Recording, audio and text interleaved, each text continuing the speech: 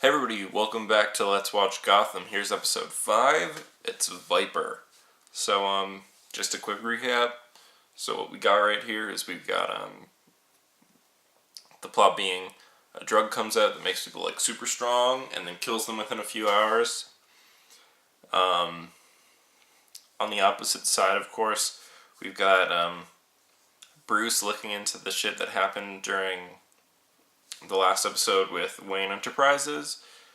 And then, of course, the Penguin working his way up in Maroni's crime family. Now, what I know of from the future, eventually the Cobblepot crime family ends up going up against the Maronis and the Falcones, being like a third option. And then we've got Fish Mooney and the Russian guy hooking up to I Wanna Be Yours by the Arctic Monkeys, except without any of the vocals on it.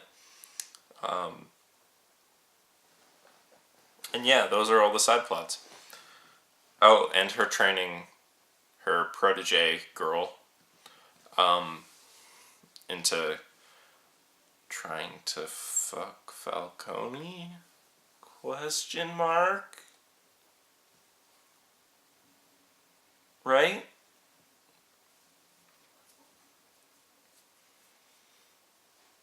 Yeah, whatever.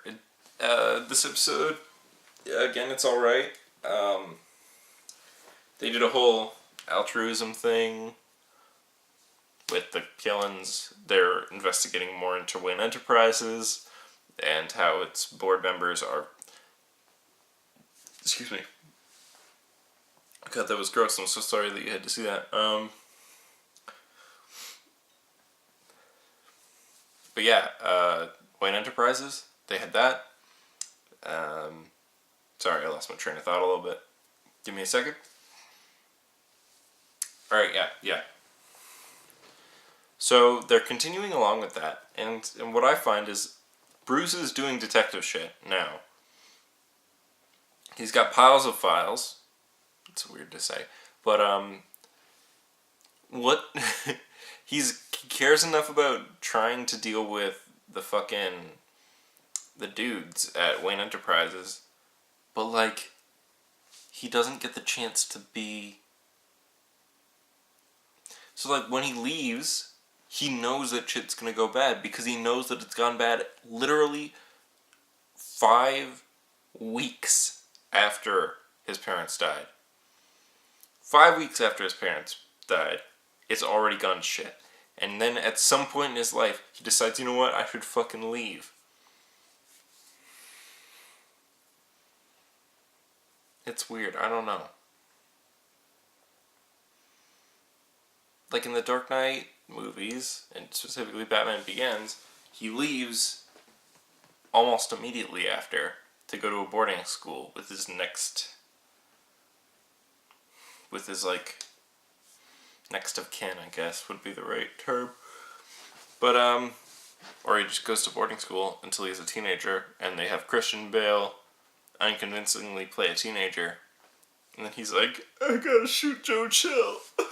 And then he's like, oh, I can't, because he gets killed by someone else.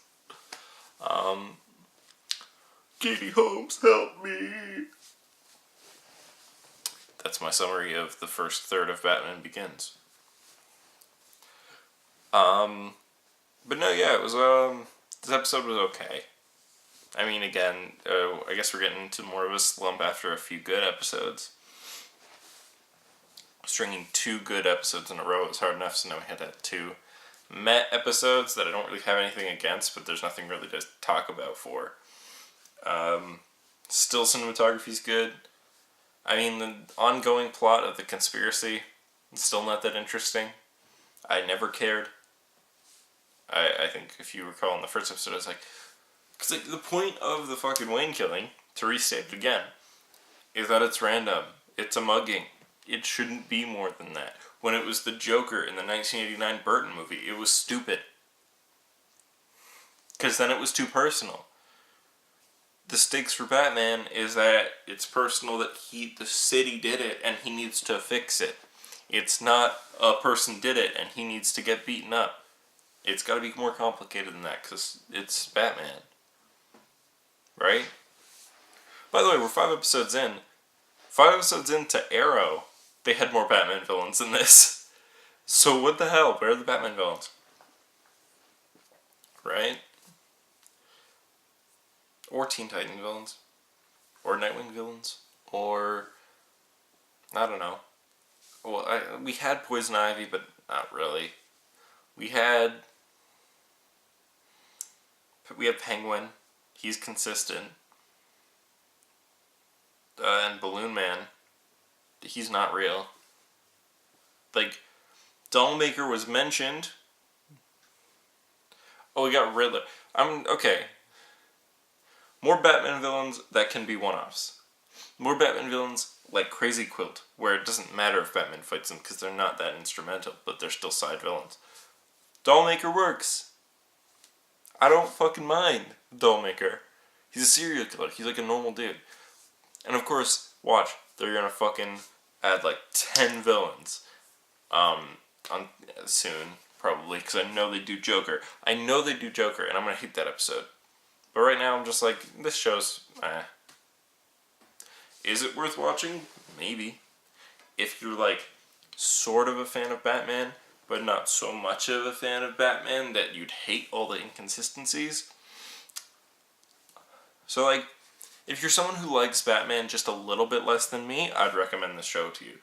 If you're someone who's like, you're like, man, I like Batman as a general character, but not as a comic book character, and not as a continuity-based thing, just as like, an idea, then go for it. If you're familiar with the Nolan movies, and you're familiar with the Burton movies, and that's it, then go for it. But if you're not familiar with, or if you're familiar with nothing but about Batman, you're like, man, should I start with Gotham? Don't. You won't get it. But if you like Batman too much, you'll be like, fuck this show! Ah! You're wasting it! You're fucking it up! That's how you'll feel. So yeah. 5 episodes in, depending on recommendations. But right now, yeah, I'm not into it too hard. Yeah, I know, I was really into episodes 2 and 3. I was like, man, this show's fucking rad. Like, by 3, I was like, holy fuck. Like, I love this show. Like, this could be my new fave. And guess what? It's not. Of course not. They couldn't stay on that level. 3 was great. Heck, they've been keeping consistent with 3's really fucking goofy over-the-top villains. I like that. In both these last episodes, they had goofy over-the-top villains. But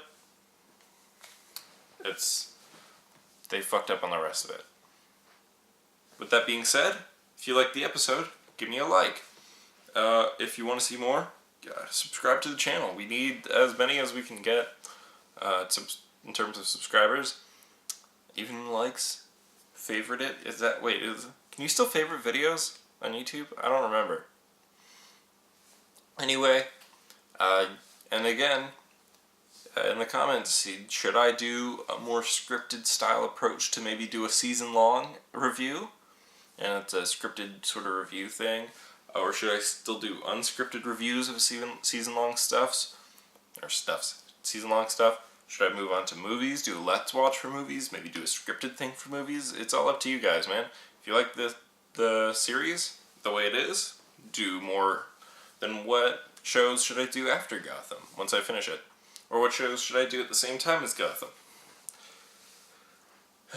With that being said, I'm not doing Arrow or The Flash. I've seen the first 2 seasons. I'm not doing Agents of S.H.I.E.L.D. because I'm 3 seasons in already, and I've seen every episode.